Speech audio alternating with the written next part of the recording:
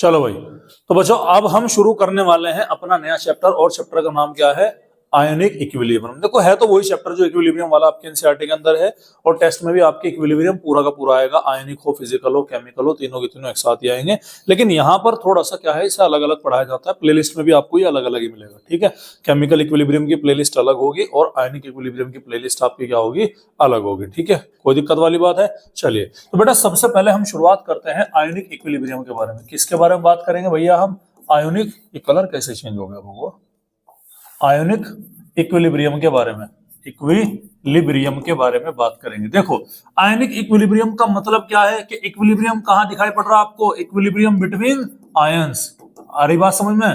यानी कि इक्विलिब्रियम में आप यहाँ पर क्या देख रहे हैं? इक्विलिब्रियम देखते हैं आप जहां पर आयन से रिलेटेड काम होता है, इक्विलिब्रियम इन्वॉल्विंग आयंस, उस इक्विलिब्रियम को हम क्या बोलते हैं? आयनिक इक्विलिब्रियम के नाम से जाना जाता है। समझ में आ रही बात? आपके एनसीईआरटी के अंदर एक डेफिनेशन लिखी हुई है, और उस डेफिनेशन के अकॉर्डिंग क्या कहा जाता है कि जो आपके वीक इलेक्ट्रोलाइट्स होते हैं ना, वीक इलेक्ट्रोलाइट का मतलब समझते हैं? ऐसे आयोनिक कंपाउंड जो कंप्लीटली डिसोसिएट नहीं होते। समझ में आ रही बात? वीक इलेक्ट्रोलाइट का मतलब है क्या है? इनका मतलब हो गया ionic compounds, ionic compounds which ionic compounds which do not dissociate बोल दो, या फिर क्या बोल दो? आयोनाइज बोल दो कंप्लीटली। समझ में आ रही बात? ऐसे आयोनिक कंपाउंड जो कंप्लीटली डिसोसिएट या आयोनाइज नहीं होते, उनको हम क्या बोलेंगे? उनको हम बोलते हैं जी वीक इलेक्ट्रोलाइट। समझ में आ रही बात? अब ध्यान से सुनिएगा, ये जो वीक इलेक्ट्रोलाइट है, वीक इलेक्ट्रोलाइट में क्या होगा? कुछ चीज क्या रहे हो जाएगी, आयंस के अंदर कन्वर्ट हो जाएगी। अरे होगी कि नहीं होगी? और कुछ चीज क्या रहेगी इसमें? अनआयोनाइज रहेगी। क्या रहेगी भैया? अनआयोनाइज, यानी कि कुछ आयंस में टूटेगा, कुछ आयंस के अंदर नहीं टूटने का। इन दोनों के बीच के इक्विलिब्रियम को ही हम क्या बोलते हैं भैया? इन दोनों के बीच के इक्विलिब्रियम को ही हम आयोनिक इक्विलिब्रियम के नाम से जाना जाएगा। तो इंपॉर्टेंट पॉइंट क्या मिला कि आयोनिक इक्विलिब्रियम किसमें स्टडी किया जाएगा? हमारा वीक इलेक्ट्रोलाइट्स के अंदर हम आयोनिक इक्विलिब्रियम को स्टडी कर सकते हैं। समझ में आ रही बात?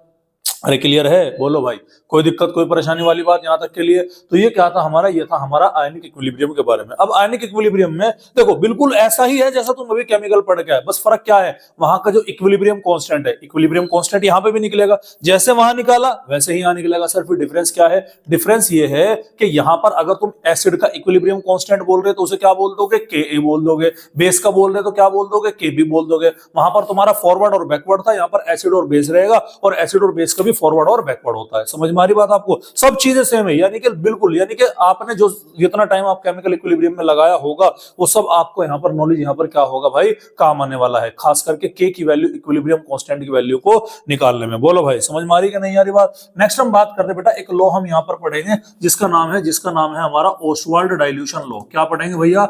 Ostwald dilution law. समझ में आ रही बात? ओस्टवाल्ड डाइल्यूशन लॉ, इसको हम समझते हैं कि इसका मतलब क्या है। अगर मैं बेसिकली इसका पोस्टुलेट आपको समझाने की कोशिश करूं, अगर मैं बेसिकली इसका पोस्टुलेट आपको समझाने की कोशिश करता हूं, तो इसमें उसने क्या बोला कि जो आपका डिग्री ऑफ डिसोसिएशन होता है ना, किसका डिग्री ऑफ डिसोसिएशन है भाई? वीक इलेक्ट्रोलाइट्स का। किसका है भैया? वीक इलेक्ट्रोलाइट्स का जो बेटा आपका डिग्री ऑफ डिसोसिएशन होता है ना, वो डायरेक्टली प्रोपोर्शनल होगा किसके? स्क्वायर रूट ऑफ डाइल्यूजन के। डाइल्यूजन का मतलब क्या होता है? पानी को ऐड करना, यानी कि जितना तुम पानी ऐड करते चले जाओगे उसी हिसाब से वीक इलेक्ट्रोलाइट का डिग्री ऑफ डिसोसिएशन भी इंक्रीज होता हुआ नजर आएगा। समझ में आ रही बात? तो ये बेटा आपने याद रखना है, और इसको निकाला भी वैसे ही आया था जैसे हम यूजुअली पहले निकालते थे। देखो तुम्हारे याद होगा, हमने एक इक्वेशन ली कि ए वो किसके अंदर बन रही, सॉरी वहां पर हम ए लेते थे ना, यहाँ वहां पर हम रिएक्टेंट लेंगे, यहाँ पर हम क्या लेंगे? आयन से लेंगे। तो हमने क्या लिया? ए बी लिया, जो कि आयनिक कंपाउंड है। किसमें टूटेगा ये? ए पॉजिटिव प्लस बी निगेटिव के अंदर। अरे आ रही बात समझ में? देखो यहाँ पर अनआयोनाइज्ड फॉर्म का और आयोनाइज्ड फॉर्म का बीच में क्या है? इक्विलिब्रियम है, इसीलिए हमने इसे क्या नाम दिया? इसको आयोनिक इक्विलिब्रियम का नाम दिया। तो T इज इक्वल टू 0 पर मान लो इसकी कॉन्सेंट्रेशन कितनी है? इसकी कॉन्सेंट्रेशन हमने मान ली C मान ली। क्या मान ली भैया? इसकी कॉन्सेंट्रेशन C मान ली। समझ में आ रही बात? ध्यान से देखिएगा, तो आयंस कितने होंगे जब रिएक्शन शुरू नहीं हुई? 0 हुई। भाई पहले से पढ़ते हुए आ रहे तुम, ये पहले से पढ़ते हुए आ रहे ना। अब मैं क्या कर रहा हूं? T is equal to equilibrium पर जब ये दोनों को दोनों क्या हो जाते हैं? इक्विलिब्रियम में स्टेब्लिश हो जाते हैं। कंडीशन क्या है सर? ये वीक इलेक्ट्रोलाइट है तो पूरा तो नहीं टूटने का, कुछ ना कुछ तो टूटेगा। तो C में से मान लो कितना टूटेगा? मान लो X टूटा। अरे C में से कितना टूटेगा? X टूटेगा।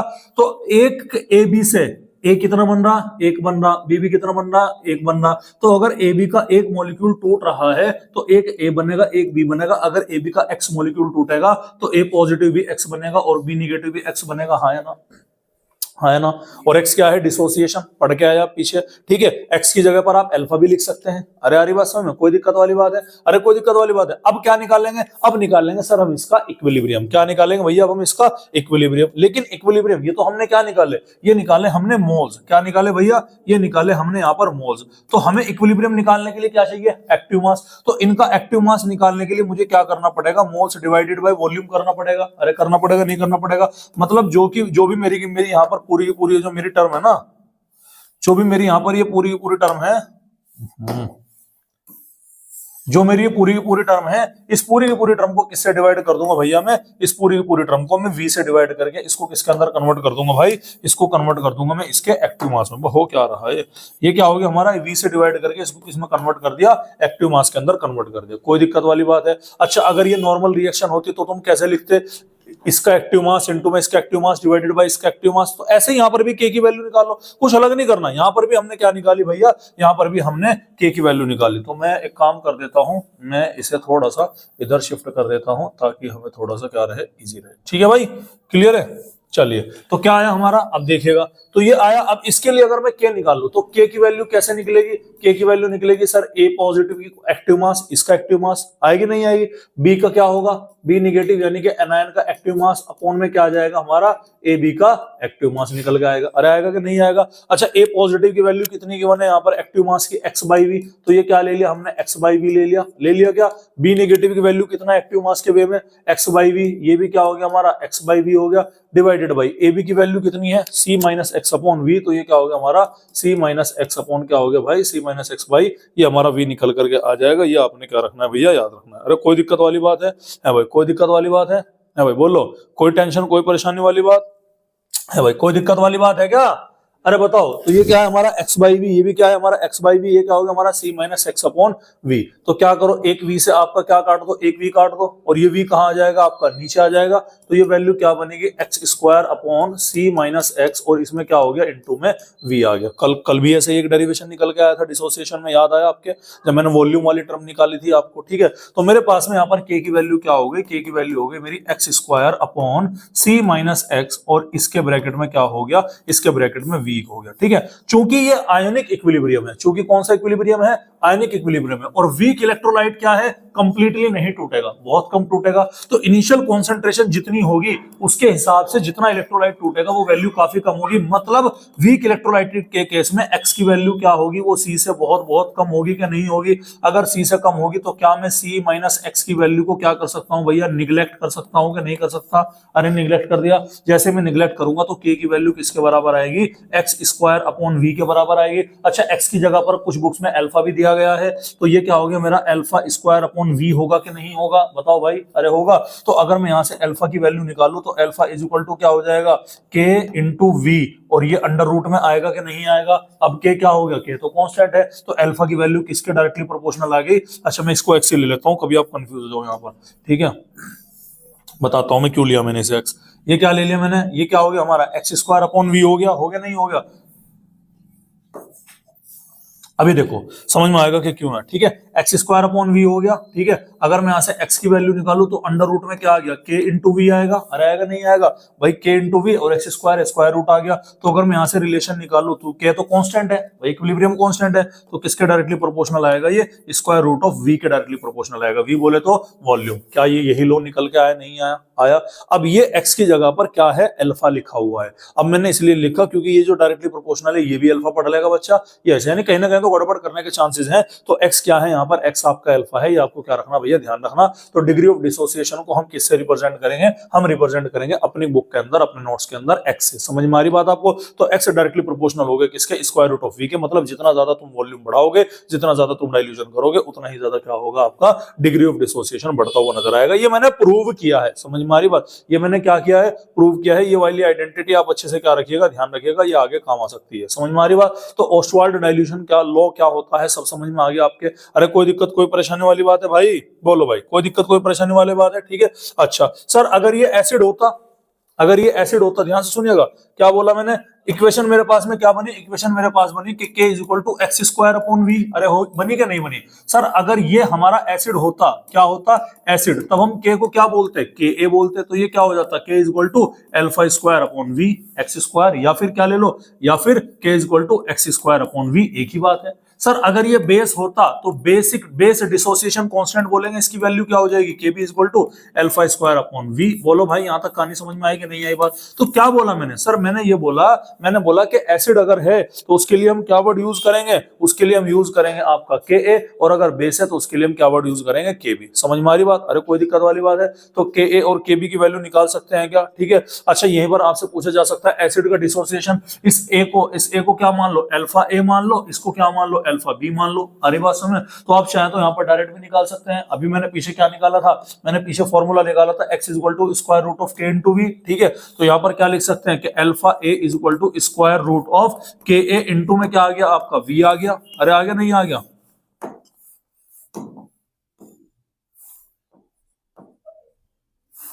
ठीक है भैया, ये के ए इंटू वी आ गया नहीं आ गया?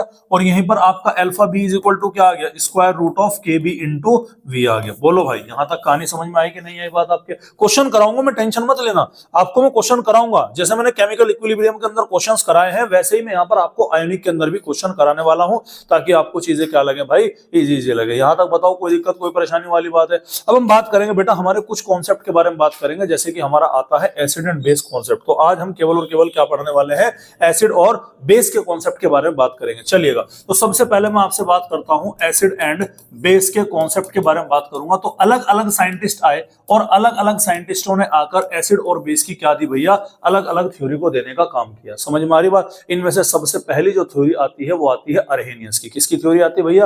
अर्हेनियस की। तो सबसे नंबर 1 पे आएगा बेटा हमारा अर्हेनियस कॉन्सेप्ट। कौन आएगा भाई सबसे नंबर 1 पर? अर्हेनियस कॉन्सेप्ट हमारा निकल करके आएगा। तो सबसे पहले भाई हम इसी को देखने वाले हैं कि सर ये अर्हेनियस कॉन्सेप्ट आखिरकार किस बला का नाम है। समझ में आ रही बात? तो आप अच्छी तरीके से एक डेफिनेशन बचपन से जानते हैं कि जो H पॉजिटिव आयन देता हो किसके अंदर, पानी के अंदर, वो एसिड है, जो OH नेगेटिव आयन देता हो पानी के अंदर, वो बेस है। ये जनरल डेफिनेशन है। देखो ऐसा नहीं है कि एसिड और बेस की मतलब जनरल क्राइटेरिया जो हमने डिसाइड कर रखा कि acid turns blue litmus to red, pH 7 से कम होगा इनका। आ रही बात समझ में? ऐसा नहीं कि प्रॉपर्टी चेंज हो जाएगी, नहीं, प्रॉपर्टी तो वही रहने वाली है। समझ में आ रही बात? जो जनरल प्रॉपर्टीज है वो तो वही रहने वाली है, लेकिन कुछ प्रॉपर्टीज ऐसी हैं हमारी जो जिसका क्राइटेरिया बना करके इन्होंने एसिड और बेस की क्या दी, डेफिनेशन दी। तो अर्हेनियस आया। अर्हेनियस भाई साहब ने आकर के सबसे पहले कहा कि देखो भैया हम बताएंगे आपको कि एसिड क्या होता है। उन्होंने क्या बोला, हम बताएंगे आपको कि एसिड क्या होता है। सर क्या होता है? सर एसिड वो है जो क्या करता है, विच डोनेट, क्या डोनेट करता है भाई, H पॉजिटिव आयन। क्या डोनेट करता है?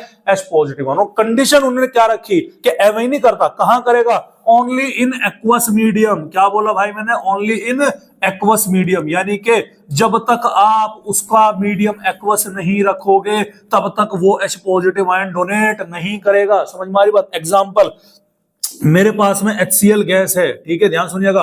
बताओ HCl गैस एसिड हुआ कि बेस हुआ? ये कुछ भी नहीं है। क्यों? अब भाई गैस है। आ रही बात समझ में? क्या बोला मैंने? गैस है, ये कुछ भी नहीं है।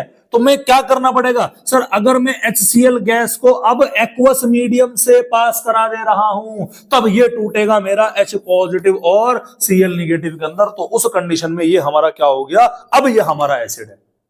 समझ में आ रही बात? अरे नहीं आ रही समझ बात? सर मैंने बोला मेरा एसिटिक एसिड CH3COOH ये एसिड है कि गैस है? अभी कुछ भी नहीं है। कब तक? जब तक मैं इसको एक्वस मीडियम में ना डालूं तो ये टूटेगा CH3COO negative plus H positive के अंदर। तो अकॉर्डिंग टू अर्हेनियस एसिड वो जो H पॉजिटिव आयन डोनेट करता है ओनली इन एक्वस मीडियम, उसे हम क्या बोलेंगे, उसे हम बोलेंगे अर्हेनियस का कॉन्सेप्ट बोलेंगे, मतलब एसिड बोलेंगे। कोई दिक्कत वाली बात है? चलेगा। तो अर्हेनियस के अकॉर्डिंग हम क्या बात करते हैं? अर्हेनियस के अकॉर्डिंग हम बात करता हूं भैया बेस के बारे में। तो बेस क्या है सर? बेस वो है जो हमारा OH नेगेटिव आयन को क्या करता है भैया, डोनेट करता है। किस में डोनेट करेगा?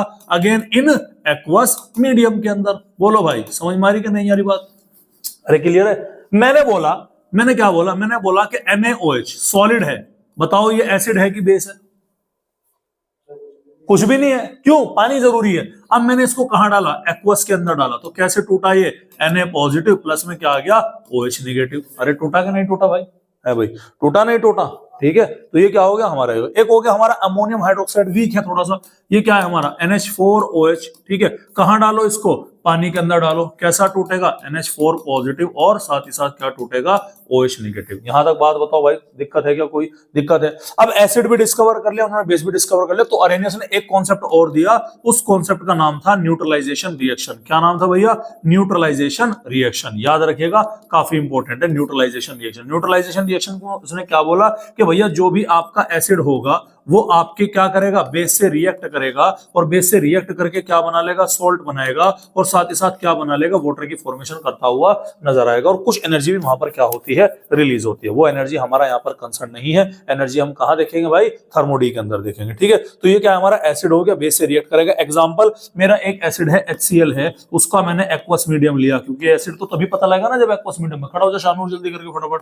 बेस क्या हो गया हमारा, NaOH है, उस बेस का भी हमने क्या लिया भैया, एक्वस मीडियम लिया। तो ध्यान से सुनिएगा, तो ये इसका हाइड्रोजन पॉजिटिव है, Cl क्या हो गया, निगेटिव हो गया, सोडियम पॉजिटिव है, OH निगेटिव हो गया, इसका निगेटिव इसके पॉजिटिव के साथ, इसका पॉजिटिव इसके निगेटिव के साथ, तो क्या बनता हुआ नजर आएगा, यहाँ पर हमारा बनेगा NaCl, जो कि क्या होगा भैया, जो कि एक सॉल्ट होगा, और साथ ही साथ यहाँ पर बनेगा भाई हमारा वाटर बनता हुआ नजर आएगा। तो ये कॉन्सेप्ट भी किसने दिया था, ये कॉन्सेप्ट भी हमारे अरेनियस भाई साहब ने ही दिया था। बोलो भाई, यहाँ तक कहानी समझ में आई क्या? अरे इजी है, ज्यादा हार्ड तो नहीं लग रही, सिंपल डेफिनेशन है, कोई दिक्कत नहीं। सवाल है इसकी लिमिटेशंस के बारे में, किसके बारे में बात करेंगे भैया, अब हम इसकी लिमिटेशंस के बारे में बात करेंगे। अरे किसकी लिमिटेशंस देख रहे हैं सर, हम देख रहे हैं अरेनियस की। सबसे पहली बात, सर एसिड वो जो H पॉजिटिव दे रहा, बेस वो जो OH नेगेटिव दे रहा, लेकिन कई सारे एसिडिक और बेसिक कंपाउंड ऐसे हैं जिनमें ना तो हाइड्रोजन होता और ना ही OH होता। आ रही बात समझ में, ना तो हाइड्रोजन होता और ना ही क्या होता है, OH होता, तो क्या वो एसिड और बेस नहीं है? तो सबसे पहला था कि ये केवल ये ऐसे कंपाउंड जिनके पास में हाइड्रोजन नहीं था उसकी एसिडिटी, और जिनके पास में OH नहीं था उनकी बेस को, उनकी बेसिक नेचर को क्या नहीं कर पाया, एक्सप्लेन नहीं कर पाया। समझ में आ रही बात? तो पहला एक्सेप्शन यही है कि ये क्या नहीं करता, ये नहीं कर पाया, could not explain, could not explain, क्या नहीं एक्सप्लेन कर पाया, acidic and basic nature of those compounds, acidic and basic nature of those compound which do not have H positive और OH negative ion, ठीक है, रेस्पेक्टिवली। यानी कि क्या नहीं है भाई, एसिड में क्या नहीं मिला, H पॉजिटिव नहीं है, और बेस में क्या नहीं मिला, OH नेगेटिव नहीं मिला। सर ऐसे भी कंपाउंड एग्जिस्ट करते हैं क्या? अरे बहुत सारे करते हैं भैया, करते नहीं है क्या? कार्बन डाइऑक्साइड एसिडिक गैस है, सल्फर डाइऑक्साइड एसिडिक गैस है, सल्फर ट्राइऑक्साइड एसिडिक नेचर की होती है। आ रही बात समझ में, क्लियर है? और देखो ये जो बात मैंने बताई ना तुम्हें कि ये एक्वस मीडियम, ये एक्वस मीडियम केवल अरेनियस का कॉन्सेप्ट था। ऐसा नहीं है कि आप बिना एक्वस के एसिडिक नेचर एक्सप्लेन कर ही नहीं सकते, ऐसा है ही नहीं। आप बिना एसिडिक नेचर के भी, बिना एक्वस मीडियम के भी एसिडिक नेचर को बता सकते हैं, लेकिन अरेनियस ने बोला कि बिना एक्वस के हम यहाँ पर एक्सप्लेन नहीं करेंगे, याद रखिएगा, ठीक है, क्लियर है? तो एग्जांपल देखिएगा सर, कुछ एक एग्जांपल एसिड के होते होंगे, कुछ एक एग्जांपल किसके होते होंगे, बेस के होते होंगे। बताओ एसिड में कौन हो गया हमारा, कार्बन डाइऑक्साइड एसिडिक नेचर का है, क्या हो गया हमारा, सल्फर डाइऑक्साइड, क्या हो गया हमारा, सल्फर ट्राइऑक्साइड। बेस का एग्जांपल देखिएगा सर, NH3, क्या है भैया, NH3, OH तो डोनेट करता ही नहीं है। अब आदमी देख के बोल रहा है पानी डोनेट करेगा, भैया क्या है, NH3 नहीं है। उसके अलावा कैल्शियम ऑक्साइड क्विकलाइन, कहीं है इसमें बेस, नहीं है। OH दे रहा, कहीं नहीं दे रहा, लेकिन क्या ये बेसिक नहीं है क्या? बेसिक है, तो ये इसका क्या हो गया, ये इसका एक्सेप्शन हो गया। दूसरा जो एक्सेप्शन इस पर निकल कर आता है वो क्या है, ये था नॉट वैलिड ऑन, या फिर ये क्या था कि only valid for aqueous medium. क्या था भैया ये हमारा, किसके लिए था? दूसरा यही था कि only valid for aqueous medium, यानी कि जो इसकी वो थी ना, क्या थी भैया, जो इसकी प्राइम डेफिनेशन थी वही इसका क्या बन गई, एक्सेप्शन का कारण बन गई। ये एसिड मीडियम के लिए, एक्वस मीडियम के लिए क्या होता है, एप्लीकेबल होता है। समझ में आ रही बात? गैस या सॉलिड पर इसका कोई इंपैक्ट देखने नहीं मिलेगा। तो only valid for aqueous medium के लिए था, ये इसकी क्या हो गई, लिमिटेशंस हो गई। क्या अरेनियस कॉन्सेप्ट समझ में आया? क्या अरेनियस कॉन्सेप्ट इजी है भैया? बोलो, क्या अरेनियस कॉन्सेप्ट इजी है? कोई दिक्कत वाली बात है? चलिएगा, सेकंड नंबर का कॉन्सेप्ट आता है हमारा लुईस कॉन्सेप्ट। सेकंड नंबर पे क्या आता है, लुईस कॉन्सेप्ट। भाई ये तो तुम पढ़ चुके, कहां पढ़ गए, केमिकल बॉन्डिंग में आपको मैंने पढ़ा दिया था। क्या पढ़ा दिया था? केमिकल बॉन्डिंग में लोन पेयर डोनर और lone pair acceptor, hypovalent, hypervalent compound, electron rich, electron deficient, ligand, metal, सब पढ़ा दिया था मैंने आपको। लुईस एसिड और लुईस बेस के तो कई बार मैंने आपको बता दिया, ठीक है। तो लुईस ने क्या नाम दिया? लुईस ने कहा कि भैया जो हमारी लोन पेयर को एक्सेप्ट कर रही है वो हमारा क्या है? एसिड है। जो लोन पेयर को डोनेट कर रही है वो हमारा क्या है? वो हमारा बेस है। समझ में आ रही बात? तो लुईस एसिड ने क्या दिया? सबसे पहले इसने थ्योरी दी किसके बारे में भाई? लुईस एसिड के बारे में। लुईस एसिड क्या होता है सर? लुईस एसिड वो होता है जो क्या करता है? जो एक्सेप्ट करता है लोन पेयर को। एक्सेप्ट क्या करेगा भाई? लोन पेयर को। उसको हम क्या बोलेंगे? लुईस एसिड बोलेंगे। लुईस एसिड कौन कौन स्पीसीज हो सकती है सर? ये हमारी हो सकती है हाइपोवैलेंट कंपाउंड। क्या हो सकती है भैया? हाइपोवैलेंट कंपाउंड, जिसके वैलेंस शेल में कितने इलेक्ट्रॉन नहीं है भाई? 8 इलेक्ट्रॉन नहीं है। कितने इलेक्ट्रॉन नहीं है भैया? 8 इलेक्ट्रॉन नहीं है। उसको हम क्या बोलेंगे? हाइपोवैलेंट बोलेंगे। तो ये क्या है? हमारा हाइपोवैलेंट कंपाउंड हो गया। जैसे कि हमारा क्या हो गया? BF3 भाई, वैलेंस शेल में बोरॉन के कितने इलेक्ट्रॉन है? 6 इलेक्ट्रॉन आएंगे। आ रही बात समझ में? जैसे कि हमारा क्या आ गया? BeCl2, इसमें कितने इलेक्ट्रॉन आएंगे भैया? 4 इलेक्ट्रॉन आएंगे। आ रही बात समझ में? जैसे कि हमारा क्या हो गया? BH3, इसमें भी कितने इलेक्ट्रॉन आएंगे? आपके 6 इलेक्ट्रॉन हमारे निकल करके आएंगे। तो ये आपने क्या रखना है? ध्यान रखना है। उसके अलावा हमारा और क्या हो गया? AlCl3 आ गया भाई। बोरोन है तो उसकी फैमिली का मेंबर AlCl3 भी तो होगा। तो ये सारे के सारे क्या है भैया? ये सारे के सारे हमारे इसके एग्जांपल होते हैं। समझ में आ रही बात? दूसरे जो आपने यहाँ पर ध्यान रखना है वो क्या है? वो ये है कि ऐसे मेटल जिनके पास में क्या है? जिनके पास में वैकेंट d ऑर्बिटल है। क्या मौजूद है? वैकेंट d ऑर्बिटल है। और d नहीं भी है तो कोई और भी वैकेंट ऑर्बिटल है तो उसका भी यहाँ पर एग्जांपल आ सकता है। जैसे कि मैं आपको बता सकता हूँ कि यहाँ पर मेरा क्या हुआ? SnCl4। आ रही बात समझ में? वैकेंट ऑर्बिटल गेन कर सकता है। खाली डी ऑर्बिटल पड़े हुए डी ब्लॉक के जितने भी मेटल है, डी ब्लॉक के जितने भी मेटल के जो आपके कंपाउंड है, ठीक है। क्या बोला मैंने? डी ब्लॉक के जो आपके डी ब्लॉक मेटल के जो भी आपके कंपाउंड हैं उनके पास में वैकेंट ऑर्बिटल होगा, वो क्या एक्सेप्ट करेंगे? लोन पेयर को क्या कर सकते हैं? एक्सेप्ट कर सकते हैं और वो एसिड की तरह से बिहेव करेंगे। इसी वजह से याद करो, डी ब्लॉक मेटल के कंपाउंड ही कोऑर्डिनेशन कंपाउंड बना रहे थे, जहां पर मेटल और लिगेंड होता है। मेटल के पास में क्या होता है? वैकेंट डी ऑर्बिटल होता है। लिगेंड के पास में एक्स्ट्रा लोन पेयर होती है और वो अपनी लोन पेयर को क्या करती है? डोनेट करती है। तो डी ब्लॉक के जो मेटल होंगे वो यहाँ पर क्या होंगे? वो यहाँ पर ऐसे होते हैं, ठीक है। उसके अलावा इलेक्ट्रॉन की कमी किसके पास में होगी भैया? इलेक्ट्रॉन की कमी होगी पॉजिटिव आयन के पास में। किसके पास में होती है भैया? Positive ion. तो ऐसी स्पीसीज जो कि क्या होगी भैया? पॉजिटिवली चार्ज होगी। पॉजिटिव का मतलब क्या है? कि यहाँ पर इलेक्ट्रॉन की कमी है, वो क्या कर सकती है? इलेक्ट्रॉन के पेयर को एक्सेप्ट कर सकती है। जैसे कि हमारा Cu+ हुआ, जैसे कि हमारा Sn+2 हुआ। समझ में आ रही बात? ये सब के सब क्या कर सकते हैं आपके? ये सब के सब आपके इस तरह से काम कर सकते हैं। जैसे कि हमारा Fe+2, मतलब जितने भी तुम्हारे कैटायन है इसमें लिख सकते हैं आप ऑल कैटायंस। क्या लिख सकते हैं आप? ऑल कैटायंस इसके अंदर आपके आने का काम करेंगे। तो वो क्या था भाई हमारा? वो था हमारा लुईस एसिड। बोलो भाई, यहां तक कहानी समझ में आई कि नहीं आई? लाइट चली गई क्या? है? चलिएगा, कोई बात नहीं। उसके बाद में हम बात करते हैं किसके बारे में भैया? उसके बाद में हम बात करेंगे लुईस बेस के बारे में। ये भी आप पढ़ चुके हैं भैया। सर लुईस बेस कौन है? लुईस बेस वो होंगे जो कि क्या करेंगे? इलेक्ट्रॉन पेयर को क्या करेंगे? डोनेट करेंगे। क्या करेंगे? डोनेट करेंगे। किसको भाई? लोन पेयर को। अरे करेंगे क्या? अरे बोलो भाई, जो लोन पेयर को क्या करने वाले हैं? जो लोन पेयर को डोनेट करने वाले हैं उसको हम क्या बोलेंगे? लुईस बेस बोलेंगे। एग्जांपल क्या हो गया हमारा भैया? एग्जांपल क्या हो गया लुईस बेस का? सर एग्जांपल हमारा ये हो गया, सबसे पहले तो वही हो गया जो हमारे इलेक्ट्रॉन रिच कंपाउंड है। क्या हो गए? इलेक्ट्रॉन रिच कंपाउंड हो गए। वहां पर क्या थे? इलेक्ट्रॉन डेफिशिएंट कंपाउंड थे, यानी कि यहाँ पर हमारे हाइपरवैलेंट कंपाउंड के बारे में मैं बात कर सकता हूं। जैसे कि मेरा PCl5 हुआ, जैसे कि मेरा SF6 हुआ, इत्यादि। समझ में आ रही बात? जिसके पास में क्या है? जिसके पास में एक्स्ट्रा लोन पेयर है। जिसके पास क्या है? कंपाउंड के पास में एक्स्ट्रा लोन पेयर है। जैसे कि मैं बात कर सकता हूं NH3, इसके पास में एक एक्स्ट्रा लोन पेयर है, डोनेट कर सकता है। जैसे कि मैं बात कर सकता हूं वाटर, तो वाटर के पास में क्या है? एक्स्ट्रा लोन पेयर है, ये डोनेट कर सकता है। जैसे कि मैं बात कर सकता हूं अल्कोहल, अल्कोहल के पास में एक्स्ट्रा लोन पेयर है, ये उसको डोनेट कर सकता है। जैसे कि मैं बात कर सकता हूं ईथर, तो ईथर के पास में भी क्या है भैया? एक्स्ट्रा लोन पेयर है, ये उसको भी डोनेट कर सकता है। अरे कर सकता है, नहीं कर सकता? तो ये सारे के सारे कंपाउंड हमारे क्या होंगे? ये सारे के सारे कंपाउंड बेटा हमारे किसमें होंगे? इलेक्ट्रॉन रिच कंपाउंड, यानी कि लिए आपके लुईस बेस की कैटेगरी के अंदर आते हैं। समझ में आ रही बात? लुईस बेस यानी कि जितने भी आपके एनायंस होंगे, क्या होंगे भैया? जितने भी आपके एनायंस होंगे, निगेटिवली चार्ज होगा, साइनाइड आयन हो, Cl नेगेटिव हो, ETC, जितने भी आपके एनायन हैं वो सब के सब आपके क्या है? लुईस बेस हैं। और एक सबसे इंपॉर्टेंट चीज है आपके लिगेंड्स। ऑल लिगेंड्स क्या है भैया? तुम्हारे जितने भी है ना ऑल लिगेंड्स, जितने भी सभी लिगेंड्स हैं वो सब के सब आपके क्या होंगे? वो सब के सब भी आपके लुईस बेस होंगे। समझ में आ रही बात यहाँ तक? अरे कोई दिक्कत वाली बात है? तो ये क्या था भैया हमारा, ये था हमारा लुईस एसिड और लुईस बेस के बारे में, जिसको हमने यहाँ पर क्या कर लिया, देख लिया। तीसरा कॉन्सेप्ट आता है ब्रोंस्टेड एंड लोरी कॉन्सेप्ट। तीसरा कॉन्सेप्ट क्या आता है बच्चों? तीसरा कॉन्सेप्ट आता है ब्रोंस्टेड एंड लोरी कॉन्सेप्ट। ठीक है, Bronsted and Lowry concept. Light आ गई क्या? फिर बैटरी बोल रही, कितनी देर की होगी वीडियो, देखना जरा एक बार। 24 मिनट की हो गई, 25 की हो गई। छोड़ो अभी, रुक जाओ। बैटरी बोल गई क्या, या लाइट गई अभी? कोई बात नहीं, बोलने दो। हाँ भाई ठीक है। तो तीसरा क्या है? तीसरा है ब्रोंस्टेड एंड लोरी कॉन्सेप्ट। तो ब्रोंस्टेड एंड लोरी कॉन्सेप्ट के अकॉर्डिंग हम देखेंगे।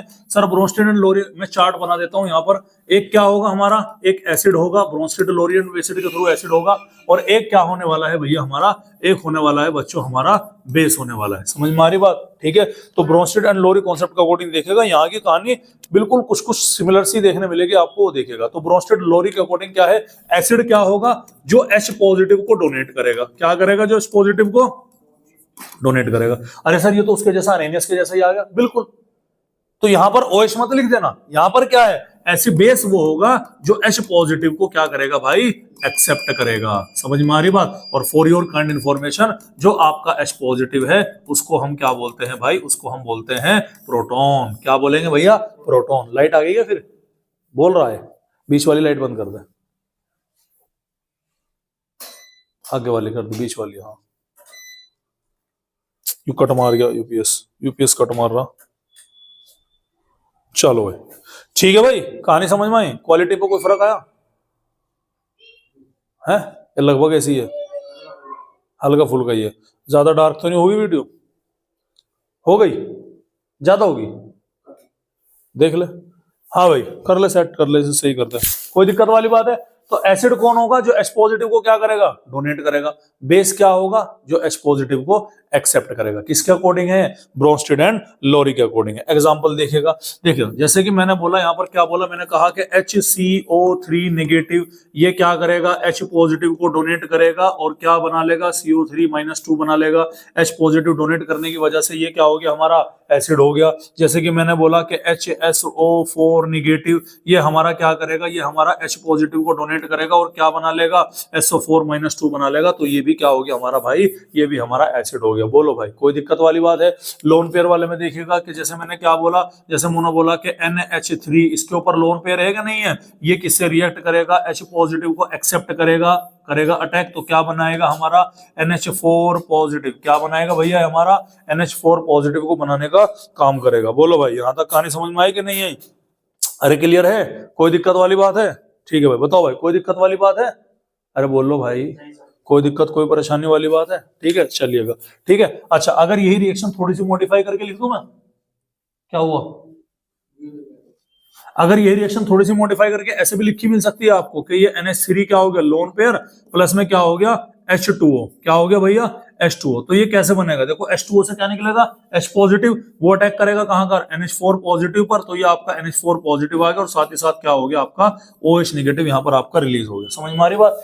ठीक है क्लियर है? तो OH नेगेटिव क्या हो गया, देखो H पॉजिटिव एक्सेप्ट करने से यूजुअली क्या बाहर निकला, OH नेगेटिव बाहर निकला। एग्जांपल आप और देख सकते हैं, और एग्जांपल जैसे कि मैं आपका क्या लगा सकता हूँ, CH3COO नेगेटिव हो गया हमारा है भाई, CH3CO नेगेटिव हो गया। इसकी रिएक्शन किससे करा दूं मैं, इसकी रिएक्शन पानी से करा दूं, तो पानी से H पॉजिटिव मिलकर के क्या बना लेगा, CH3COOH बना लेगा और साथ ही साथ क्या निकाल देगा, ये OH नेगेटिव आयन हमारा बाहर निकल के आ जाएगा। तो ये क्या है भैया हमारा, ये हमारा एसिड है, ये क्या है हमारा, ये हमारा बेस होता है। बोलो भाई यहाँ तक कहानी समझ में आई कि नहीं है, बात आपकी क्लियर है भाई? ठीक है, अरे कोई दिक्कत वाली बात है?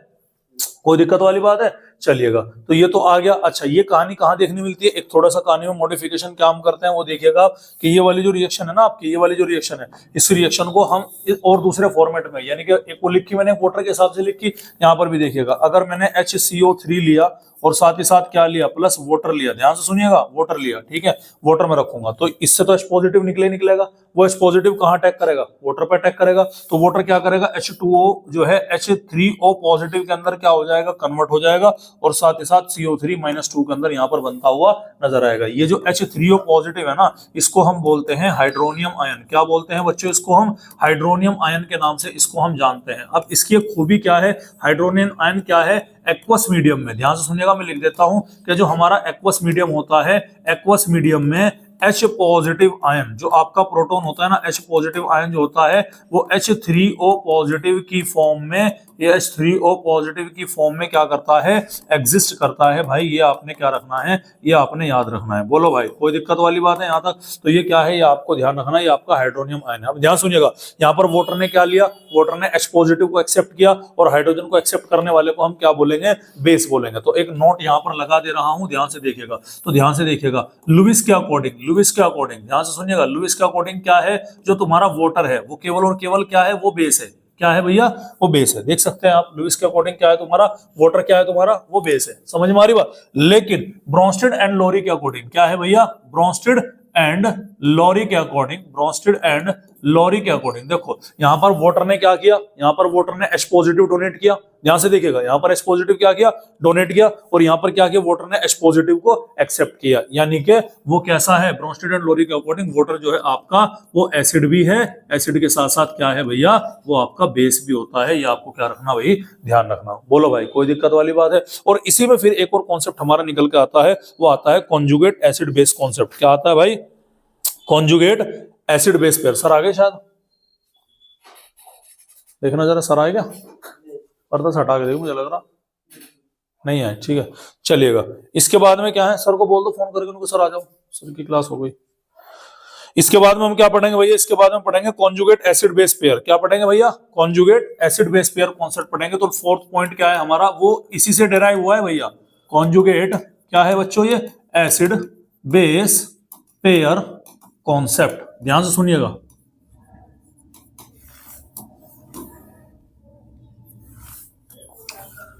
देखो, कॉन्जुगेट एसिड बेस किसमें बोलते हैं? जिसमें केवल क्या हो? H पॉजिटिव का डिफरेंस हो। क्या हो भैया? जिसमें H पॉजिटिव का डिफरेंस हो, उसे हम क्या बोलेंगे? उसे हम बोलेंगे कॉन्जुगेट एसिड बेस पेयर बोलेंगे। समझ में आ रही बात? जैसे कि मैं तुम्हें बताऊं, ध्यान सुनिएगा, जैसे कि मैं आपको बताता हूं, मैंने अभी पीछे क्या लिया? मैंने पीछे ही लिया। देखो, ये हमारा NH3 है।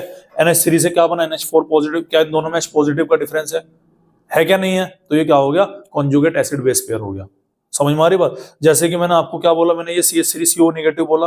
क्या देखा मैंने? इसे किसे कंपेयर करिए? CH3COH से। तो ये क्या इसमें H पॉजिटिव का डिफरेंस है? तो ये क्या हो गया? कॉन्जुगेट एसिड बेस पेयर हो गया। समझ में आ रही बात? इधर भी आप देख सकते हैं कि ये है हमारा HSO4 HCO3- है, ये CO3-2 है। इन दोनों में H पॉजिटिव का डिफरेंस है। तो क्या हो गया आपका? ये कॉन्जुगेट एसिड बेस पेयर हो गया। ये HSO4- है, SO4-2 है, दोनों में H पॉजिटिव का डिफरेंस है। उसे हम क्या बोलेंगे? उसे हम बोलेंगे acid and conjugate acid and base pair के नाम से जाना जाएगा। समझ में आ रही बात? और इसमें एक कहानी ध्यान रखिएगा कि जिसका एसिड स्ट्रॉन्ग है उसका कॉन्जुगेट बेस वीक होगा, जिसका बेस स्ट्रॉन्ग है उसका कॉन्जुगेट एसिड क्या होगा?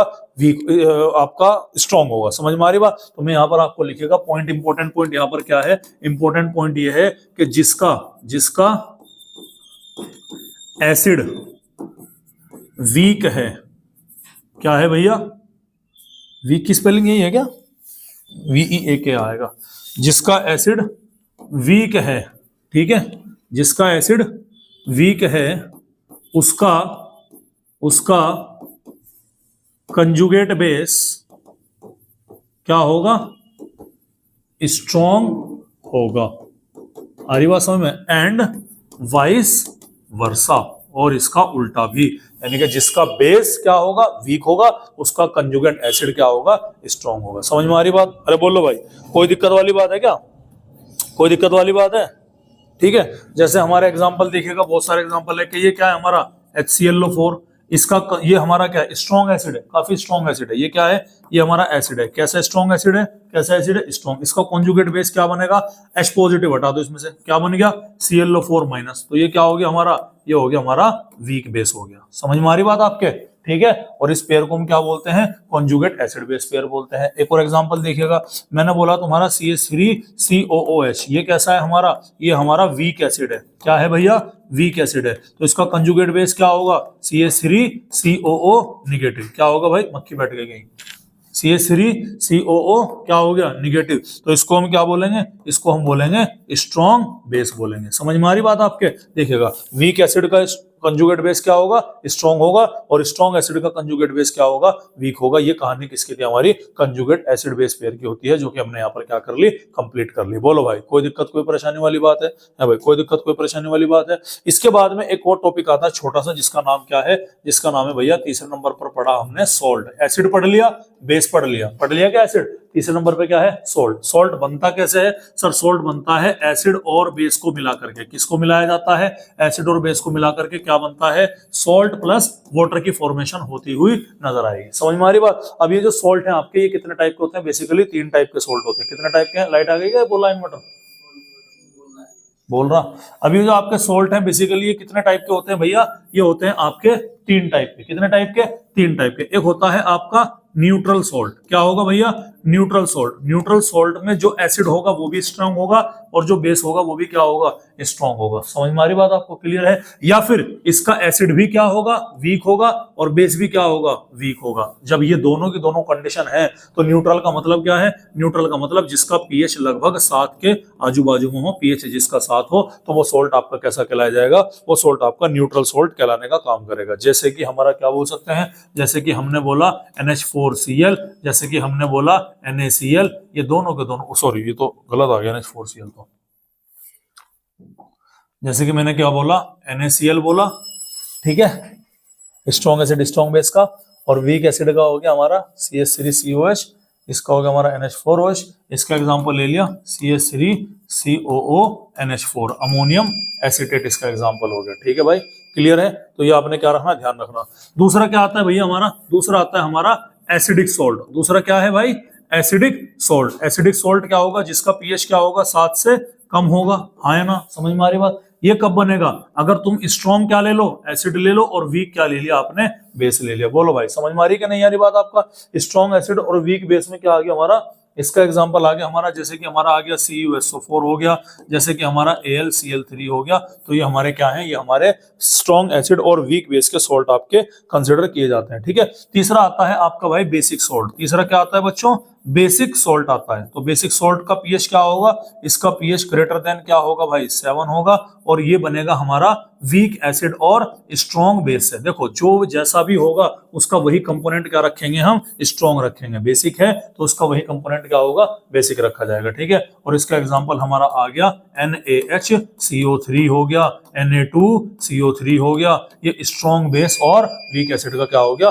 सॉल्ट होता है। समझ में आ रही बात? तो बेटा यहाँ पर हमारा ये आयनिक इक्विलिब्रियम का लेक्चर नंबर 1 क्या होता है भाई, पूरा होता है। तो इसको क्या कर लेते हैं, इसको हम सेव कर लेते हैं फाइल को।